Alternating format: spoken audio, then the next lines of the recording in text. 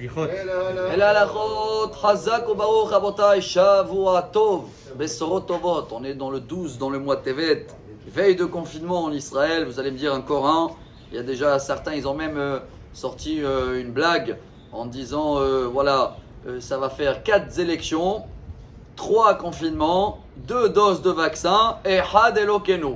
Comme ça, c'est la chanson qu'on va chanter à Pessah. Mais peut-être, chers amis, voilà, il y a un beau message dans la paracha de cette semaine qu'elle porte le nom de la vie, Vayechi, qu'elle commence avec un devoir qu'on doit faire. Yaakov, avant de quitter ce monde, il va bénir, il va appeler tous les frères, en premier, le premier-né. Réhouven, j'essaie de traduire en français.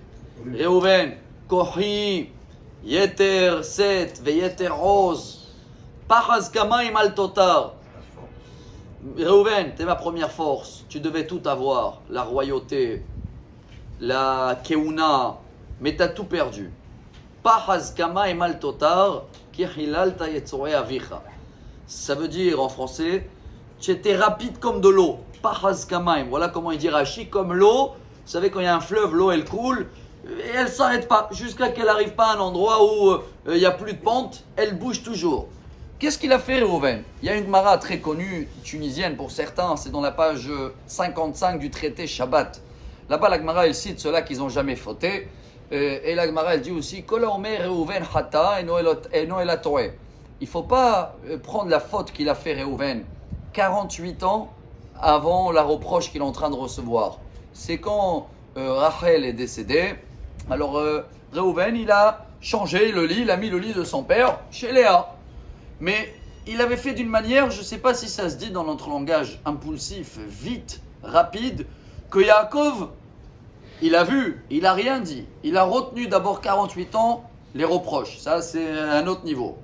Mais quand il va le dire qu'il a tout perdu, chers amis, sans comprendre quelle était la grandeur des Réhouven, parce que c'est des choses qu'on n'a pas idée, c'est sûr. Mais quand la Torah, elle nous dit, il y a eu quelque chose comme de l'eau, qui était trop rapide, ça veut nous apprendre quoi? Il dit le Rav Dessler, l'eau, elle a un grand défaut.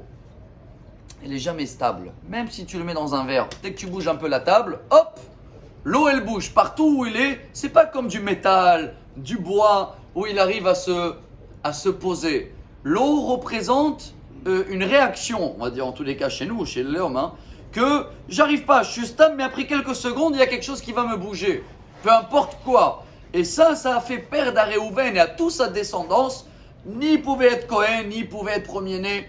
Le message pour nous, chers amis, maintenant, veille du 3e confinement ou de 4e élection, ou ce que vous voulez. On vit des moments où tout le monde, il n'est pas stable. Mais nous, on ne doit pas être comme de l'eau, justement, à chaque fois bouger. Ouh là là, comment je vais faire encore une fois? Nous, avec tout le travail, chacun avec son âge, chacun avec ses traits de caractère, chacun avec le bagage de Torah qu'il a, savoir réagir tout doucement, réfléchir, penser, pas dire ouh là là, mais demain ça a changé mes plans. Dieu a changé les plans de tout le monde, chers amis. Mais si on veut prendre exemple de quoi qui nous dit Yaakov, voilà la vie, Réhouven, ça, il faut travailler qu'on ne sera pas comme de l'eau, qu'on sera un petit peu plus posé, moins impulsif, c'est ce qui est marqué. Alors je ne sais pas ce que ça veut dire, mais dans tous les cas, si on arrive à être beaucoup plus posé, calme et prendre les choses comme il faut, alors là, Bezrat Hashem, on va avoir tous une excellente vie et une très belle journée et que des bonnes nouvelles. Amen. Amar Rabbi Elazar.